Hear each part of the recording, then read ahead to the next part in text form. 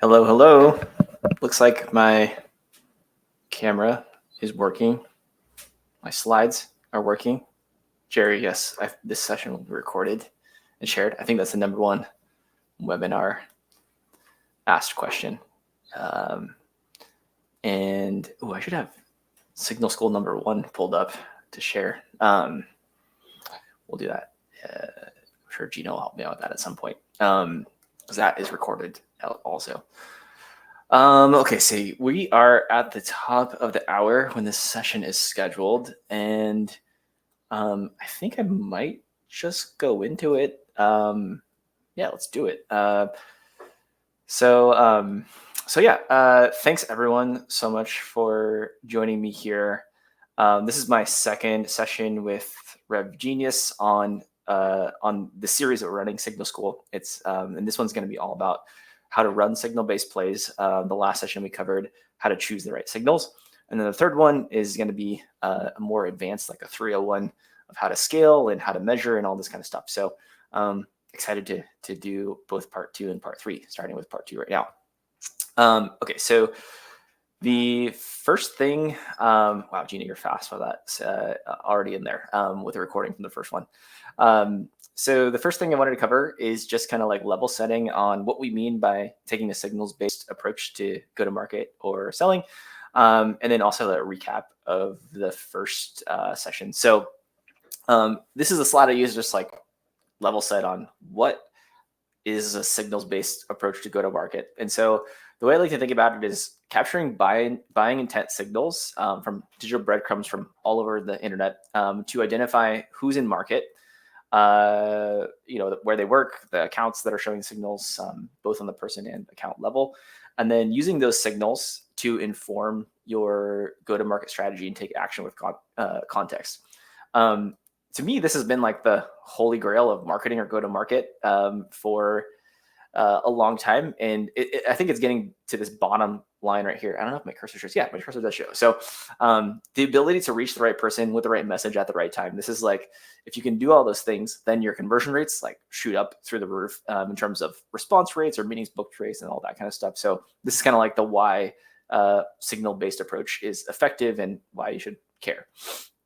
Okay, and then last session, I covered the signal selection and prioritization process. And I'm just going to do like a quick recap now in the next 5 minutes, call it, and then we'll spend the rest of the time on the execution piece. So yeah, in last session, wow, watching from France, I feel like it's probably super late your time.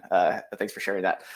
Last session, I covered we'll go back. This is the signal selection process. And so last session, I kind of covered through this thing that I'm calling the T-shaped funnel.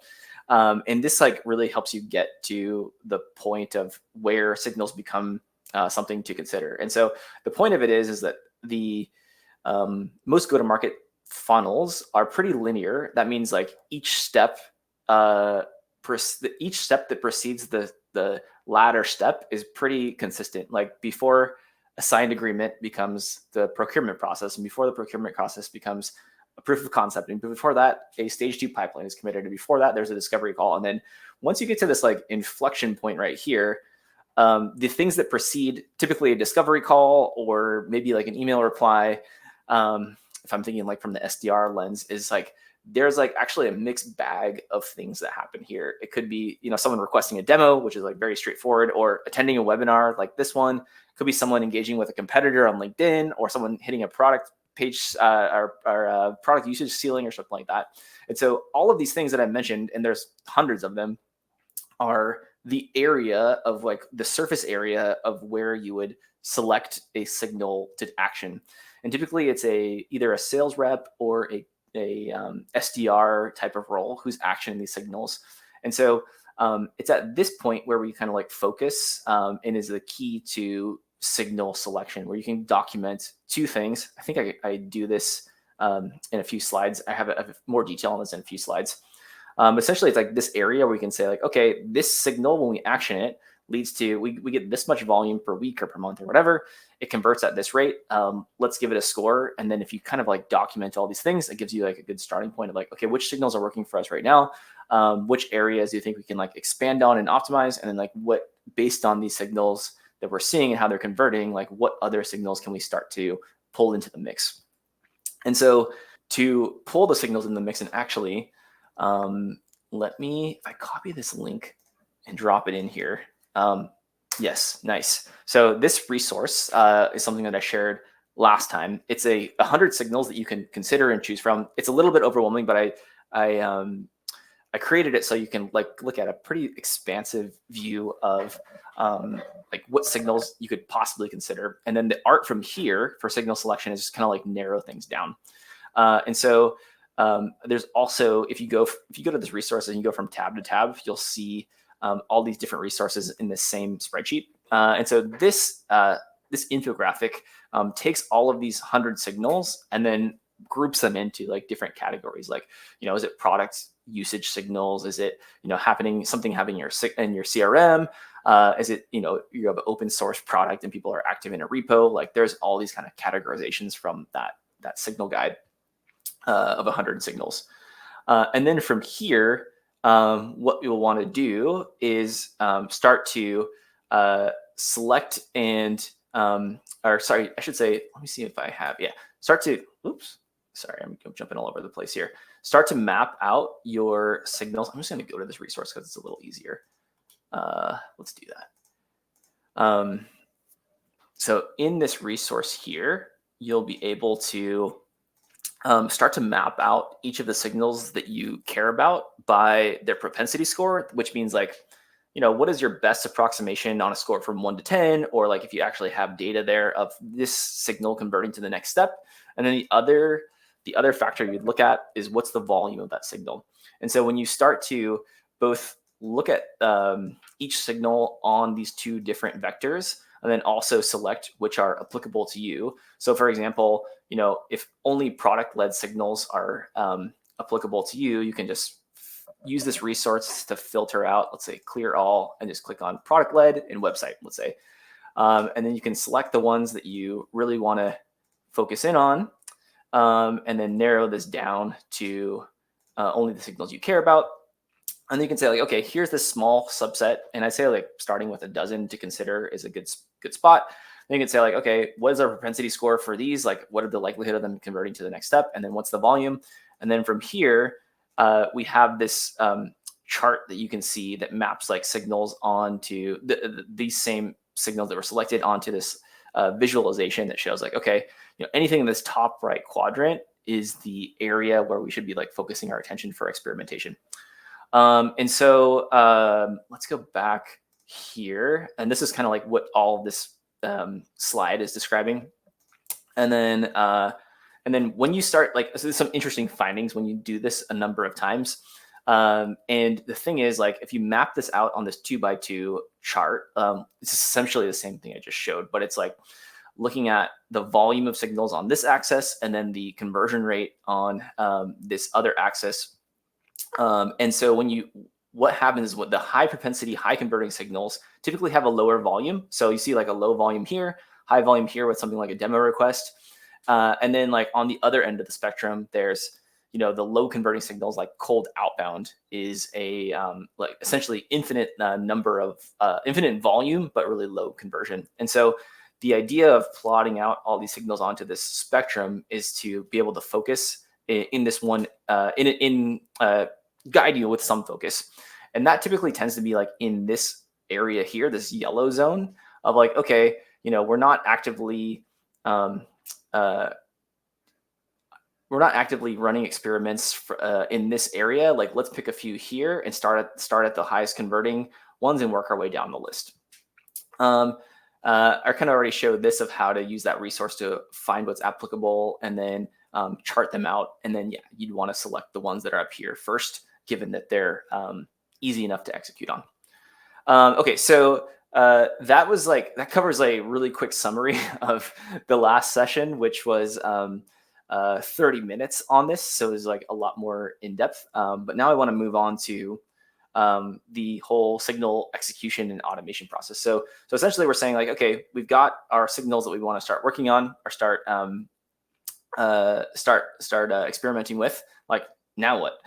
And so there's something that's pretty critical here in the framework of which I use this kind of execution approach is like there's 3 pillars that are needed in order to do or run a signals-based approach to go to market. And so those are pretty obvious things, but it's helpful to highlight what they are. So the first thing is signal capture. So you need to be able to identify and understand like which signals are happening and when they're happening, and pull them into some sort of resource, whether it's a spreadsheet or a product or a database or whatever. You need to like capture the signal. The second piece you need is the ability to identify and enrich the person or the account behind the signal, because you don't want to just be reaching out to anyone who shows a signal. If they're an intern or in a market you can't sell to or whatever, like it doesn't make sense. You need to be able to filter out the person behind the signal to those that are in your ICP or those you could possibly sell to, for example. And the last thing is you need to be able to take action. And so like the good news between all these things is that you don't need some complicated technology or anything like that. You can pretty much use an internet connection, an email client, and a spreadsheet, and like you can start. So the first, yes. So let's talk about like actually doing this, and we'll take like a crawl, walk, run approach to it. And I'm going to start with that simple thing that I already mentioned of, what the bare minimum to start with is. Okay, so for this signal example, I'm using Jared Robin, our friend from Rev Genius, as an example. The signal here that I'm going to use for illustration purposes is that people who have interacted with one of Jared's posts on LinkedIn. So we have an internet connection. We can look at this pretty easily and do some social prospecting. And then on the identify and enrich side, actually, I should go to the next slide. So yeah, we can look at a trending post from Jared. That's pretty easy to identify and capture signal from. Then we can identify and enrich the people who are engaging with this post. And so me going through this, it took me like on a very manual way. I just like started like clicking on people who are engaging with this post. And it took about 5 minutes, which is tedious, but it's not impossible. And we can run through 48 comments and 71 reactions and identify that 5% of them are in a ICP or a person that we want to reach out to. And we can pull that into a spreadsheet or something like that if we want to do, or we can just like directly message someone on LinkedIn, I guess. And then the last part is to be able to take action. You can do this either through a LinkedIn DM or a connection or an email. And so here's an email that I created that is essentially just like, hey, I saw this post that you commented on about, this example is not the greatest for like an actual use case because it's kind of like a personal thing from Jared, but essentially it's like, I saw you commented on this post. I pulled in this signal using comments. Like these yellow things are essentially identifying the different pieces of the post that we're extracting for a personalized email, and we can send it off. And that's just with the Gmail client. So at this crawl phase here, you can do things that are pretty scrappy without any kind of solution, vendor, technology, anything like that. So I just want to emphasize the point that like you can start executing and learning on this without feeling like you have to over-engineer anything. It really doesn't take all that much to get started. Now, if I go back here, actually, some of these signals, for example, like pricing page activity or product activity, for example, like you have to have the ability to collect that either through like a product analytics tool or website tracking tool. So like, yes, in some places you definitely need some sort of more advanced or more developer-centric way of capturing signal. But there's a lot in this 100 list that you can get started with right away. That's kind of the point I wanted to make. Sorry, I'm jumping around all over the place here. Okay, and so that covers the crawl phase. And essentially, like this phase is the phase that you'd want to get out of fast. You don't want to be doing this tedious work for a long time. It's essentially like doing things that don't scale to figure out like if this signal is worthwhile of automating and scaling, and then that'll move you on to like a walk phase, which is where you kind of introduce technology and the more advanced stuff.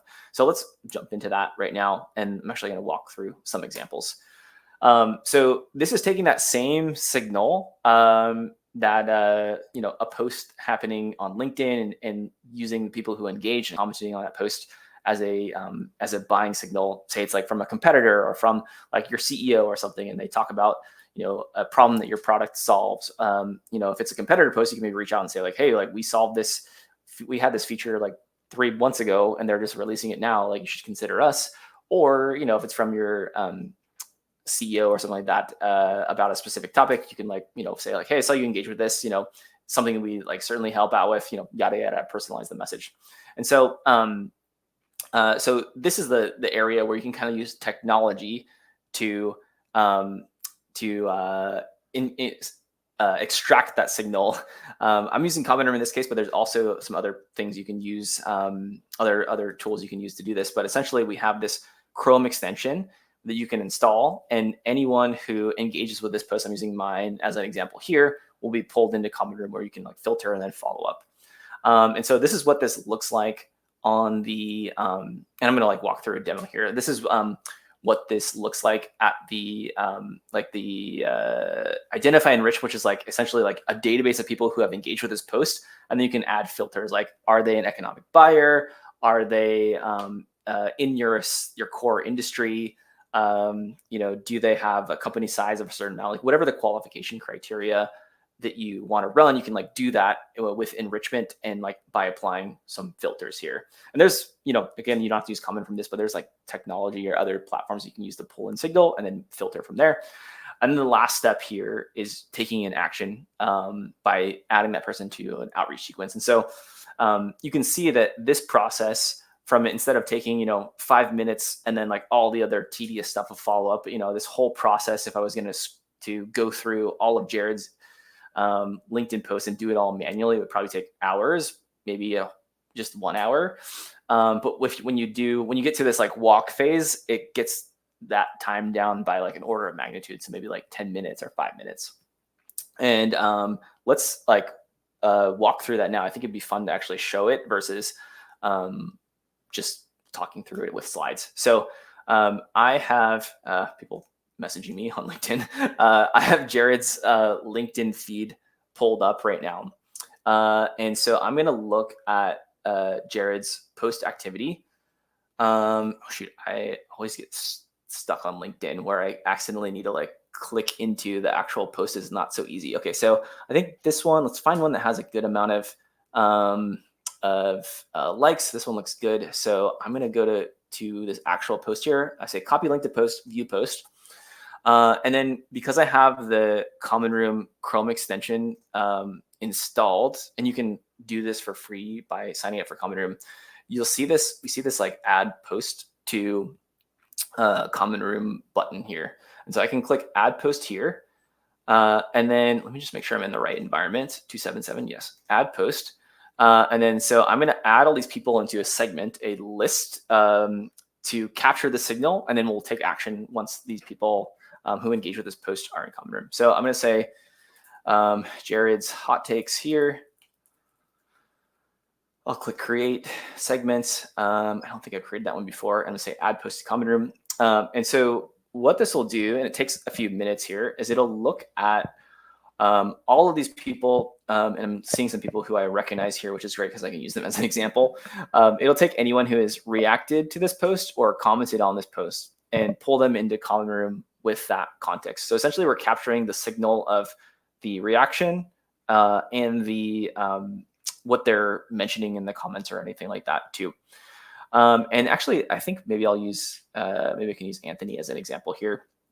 If I click on Anthony, on top of the fact that I found him through Jared's post, we can also, this is another thing of the Chrome extension that you can do, is I can say, okay, Anthony here, if we didn't have his information, which we already have, I could say enrich Anthony and add him to our common room or add him to our CRM. And the other thing we can do is add him to a SalesLoft sequence or craft a personalized LLM generated message based on his engagement with us and LinkedIn and all the context of his signals that we've identified.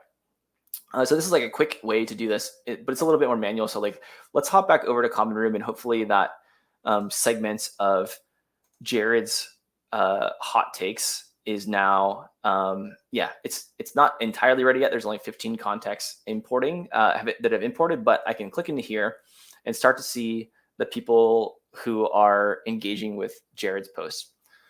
And now from here, this is where like the more technology can also help out. So I'm going to turn this into task view actually, which is like kind of a more built out view for sending people to an outreach sequence. And say from here, I don't want to just blanket grab everyone and add them to an outreach sequence. Like that doesn't seem like a productive use of time because Jared himself is already engaged with us, or we aren't interested in some of these people with certain titles that are not relevant. And so from here, what we can do, I'm just going to refresh this again and see if there's more contacts added. I think there was, yeah, plenty. So now from here, what we can do is click add filter. And this is where we get to, I'm going to go back here to show this whole like identify and enrich part of the signal execution. So from here, what we can do is say, contact tags, like let's make sure that we're only including people who are economic buyers, which is a tag that we use that just tracks anyone who's director level and above. And then like, let's add another filter for role. Hopefully this doesn't, our title contains any of, let's do marketing and also do sales in there. That should, let me do both at the same time. So to do that, I can just do this here, filter group, add filter for title is marketing. And then let's add another one for sales. And then let's say matches any and apply that. Cool. Okay, so now we have 8 people here who we've narrowed down that 89 people down to the 8 who we've identified and enriched. And like these are the people we want to target and go after. So I can select any of these people here, and then essentially this becomes like the last mile execution part for an SDR or AE team. So from here, I can say like, okay, let's just add all these people to my socially engaged marketer list. Let's see if I can find that marketing leader, add that person to a sequence. And then they'd be, these are all built out sequences that are templatized based on, LinkedIn activity that we've built. And so like that whole process of pulling in everyone from this LinkedIn post to filtering down to the people we care about, to sending out an email, I can do it in this, 5-minute demo. Whereas if we were to do it one by one by going through all these people here and sending them bespoke messages, that would take a lot longer. So this is kind of where an area where it's more in the walk phase where technology can help. And then you can start to, evaluate the efficacy of these things by working with your team. Okay. And then I'm going to go back to the run phase now. And so on the run phase is more, so walk phase is like, there's still humans in the loop. There's still, people reviewing and, making sure that like, this is the right, there's checks and balances. So we like, don't let the whole thing run wild. But on the run phase is like, if someone was just going through and blindly, like your SDR team or something, is just going through and blindly running through these motions, which I should show Commenter as an example. So, so say we have, I'm going to go here, this, pricing page visits from anyone in the last 28 days. So if your SDR team or team was just going through this whole entire list and blindly adding them to our pricing page sequence and clicking add a sequence, it doesn't really make a whole lot of sense for them to do that if they have to like review and do this manually. Yeah, it's not super hard work. It takes like 5 minutes, but the run phase is where you're just automating this whole entire flow and process. And so for that, I'm going to also use, Commenter as an example because we have a workflow builder where you can capture signal. So anyone who's visited a pricing page, in this case, they're also an economic buyer, they're in America. And then also, then we're going to take action by sending them to that outreach sequence. And then here's like an example of what that outreach sequence would look like with dynamic field insertion and all that kind of stuff. And then, so let's just build this live again. I feel like it's more fun if we can show how you would go about doing this in a tool or platform. And so instead of, building these segments and save them, essentially what we're going to do here is go to a workflow. And this will bring us up like a way to build that whole entire process from end to end and turn it on autopilot. So you can create something from scratch here, but I'm going to say, because we're emailing someone, like I'm going to say add them to an outreach sequence, and I'm going to click create here. And then at this point, it's like, okay, we're going to run this workflow daily. And then let's add those filters here that we want to qualify for someone who meets this criteria from a signal that took place. So I'm going to say add filter. And I can say, let's do the pricing page example. I feel like that's a good one. So I can say URLs visited includes pricing. Let's just use pricing for now, but you can select whatever pages or contains whatever page here. Let's add a filter for location is in, let's do Europe this time, or maybe Europe and North America. And then like, let's add a filter for owner. So I will say, let's only send people who are in my name. So I can say Kevin here. Great. And then let's also add another filter for title. And let's make that title contain marketing. So I'm only going to be sending people an email on my behalf. Let's add another one for economic buyer as well. So by putting all these filters in place, and again, this is getting to that this piece of identify and enrich, so you can not send the same limit the amount of people who you send an email to only those who you will be able to buy your product or whatever, or who it's relevant to. So you add all these filters here, and then so this will say anyone who's visited this pricing page and has all these other filters, and then like let's select to add them to a sequence. I can say pricing page here, and then select my own outbox. And then all I would need to do is click save, and then whenever anyone qualifies for this criteria, they're going to go through this all in an automated fashion. And so I can turn this on, click save, turn this on. And then this will all be running in the background and generating pipeline from or running the whole playbook from signal to execution, while I'm not even without any human review, without me actually going in there and doing any work. Okay, and so I guess I'll pause there. We did the live sessions, and then there's some more stuff I want to follow up on the ROI of things and kind of like some results we're seeing. Again, if people have questions or anything, please drop them into the chat, and I will I'll try and take them, or Gina will interrupt me and let me know if something comes through. Okay, so moving on to the how do you know if this is effective? Like, are these plays that we're running working? And so essentially, like, as we're selecting plays, which I covered in the last session, but there's certain different plays that you run through that whole process with. Let me go back to Common Room. Actually, it's helpful for illustrative purposes. So, for example, like this is pricing page visit play. This is people who change jobs who are former product users play. This is when there's a play for people hitting surging product usage or hitting like a ceiling in product plan ceilings, or organizations who have relevant job listings opening. So these are all like different cohorts of plays that essentially you want to like run and measure. And so the important thing to do is actually like track, and you can track this through outreach. This is what that tracking looks like in Common Room. So you can say like, okay, we're running these plays. Our go-to-market team is running these plays. Like this one's still an experiment. Like this one is proven and working well. So you can kind of like give them some sort of score, and then just understand, okay, if we run this, like how many people are being added to the sequence? How many meetings are we booking? Like how much pipeline are we generating? And so this gives you a way to stack rank your signals or your signal-based plays for your team.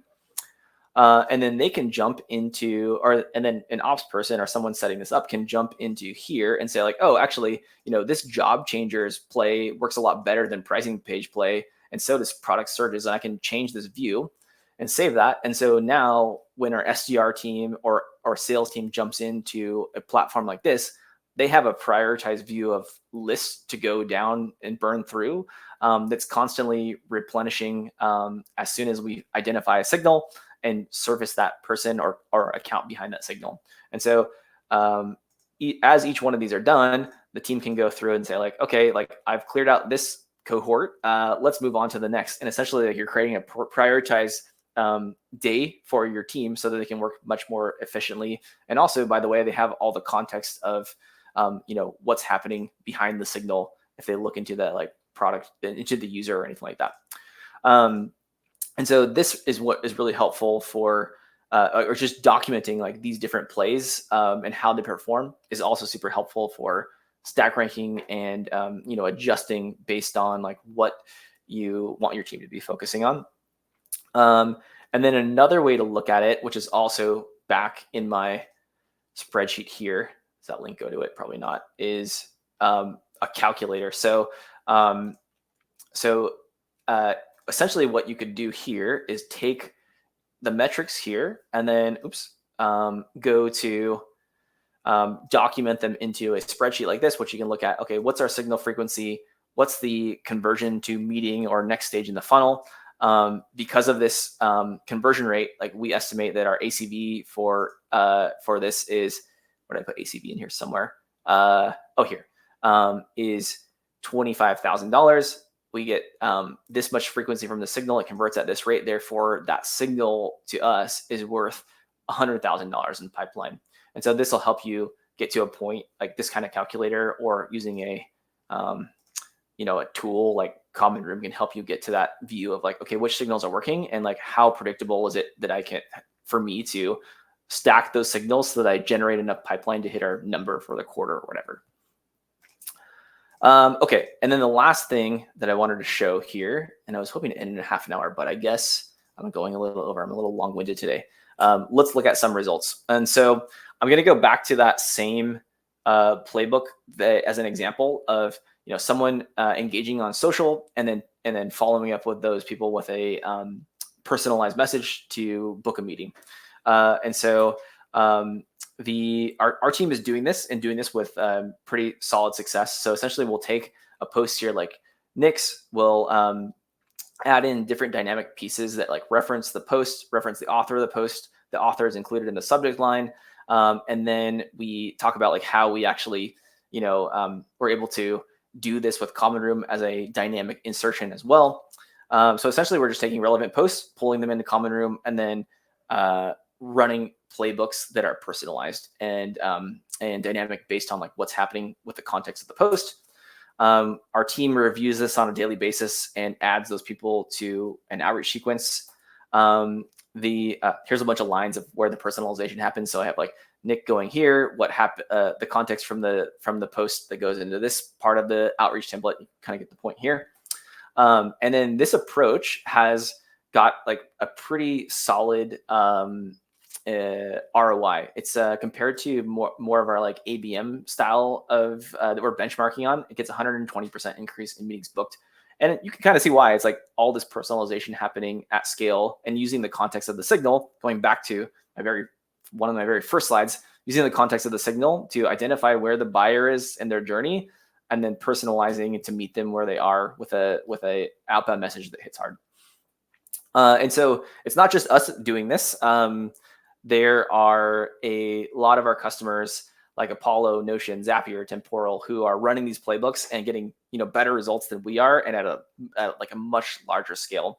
And so what all of these customers have in common is that they're kind of running these same sort of playbooks like these, and scaling them out to their whole team, so that their team can work more effectively, and the results are showing. Like they're getting 30% more meetings booked, or 30% more pipeline added.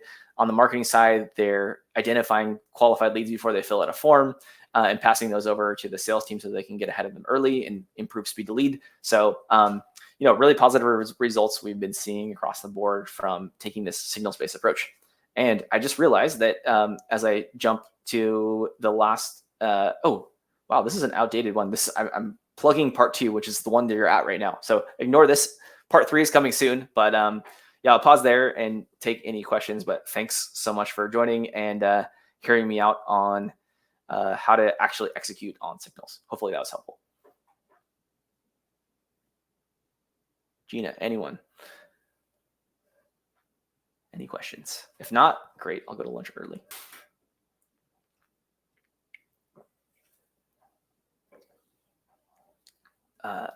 Is there a Common Room option for revenue agencies to use? Yes. Brett, maybe just DM me. There's a way we can enable agencies to use Common Room and then also spin up multiple what we call rooms for different accounts that you work with. Yeah, that should be doable if the use case is right. Max says, wow. Thank you, Max.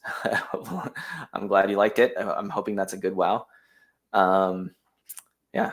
Well, I guess the work is done here. I'll wait for another like 30 seconds or so, but if anyone wants to drop in any more questions, feel free to DM me or drop them in here. And thanks so much for the time, everyone. I'll stop sharing my screen for now. Oh, Q&A. How are you guys different than Trigify?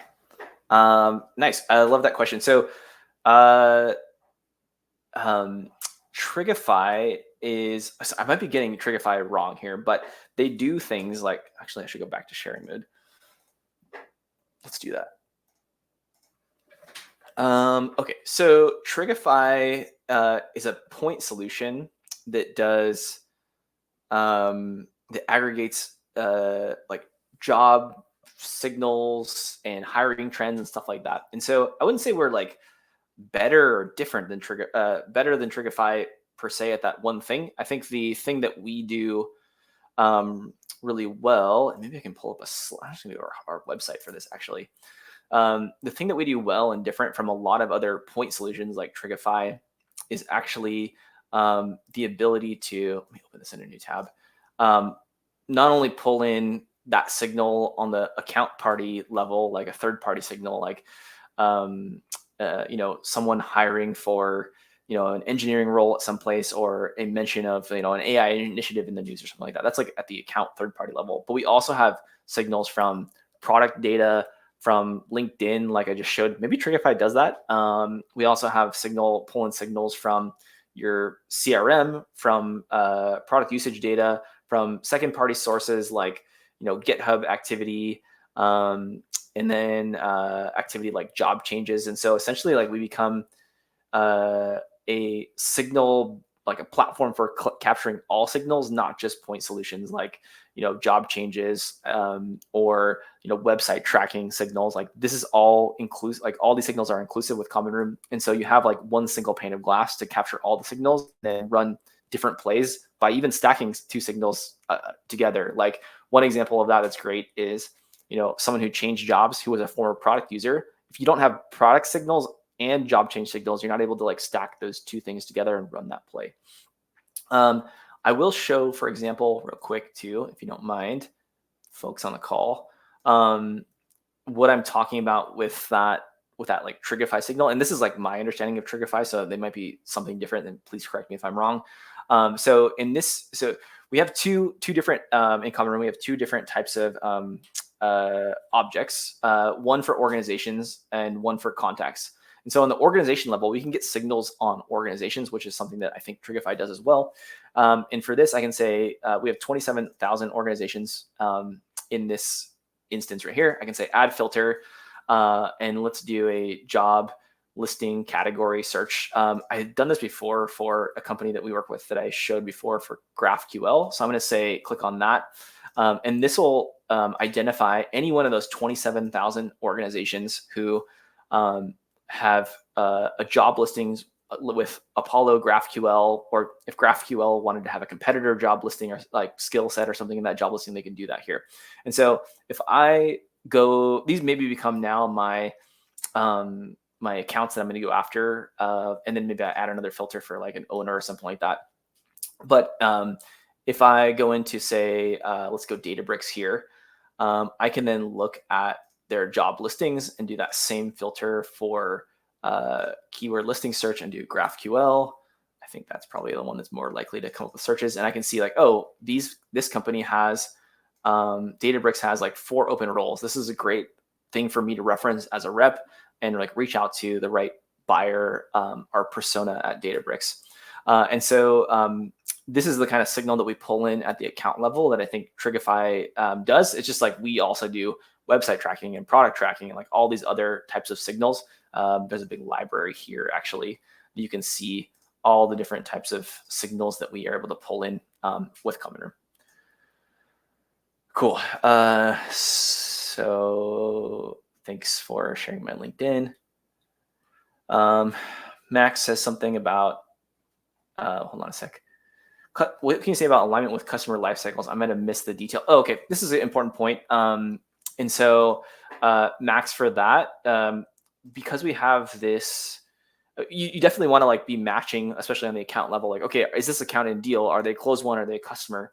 And so it's really important that you are able to connect your CRM to a tool like Common Room, so that you know, like, okay, is this an open opportunity or not? Who's the owner? All that stuff. So this is just like a bi-directional sync of accounts and contacts within those accounts, their status is like all that stuff. And so when you're building out these different playbooks here, you can say, okay, let's add a filter for stage. Hopefully, I'm not going to like screw up here on demo mode. Stage, and we can say HubSpot opportunity stage is none of, and then we'll say like choose any of the open statuses. And so this will filter out any of the contacts or any of the organizations where, you know, the life cycle stage is something you don't want to work. And it's not just limited to like one field, because all the fields are mapped over. You can choose which fields you want to map over. Like, you should be able to manage all of that through these types of filters. So hopefully that answers your question on the life cycle side of things. Cool. I think we're good. Thanks for the questions. Thanks for sticking around. Recording is coming soon. Gina, thanks for all the help. I'm going to sign off. All right.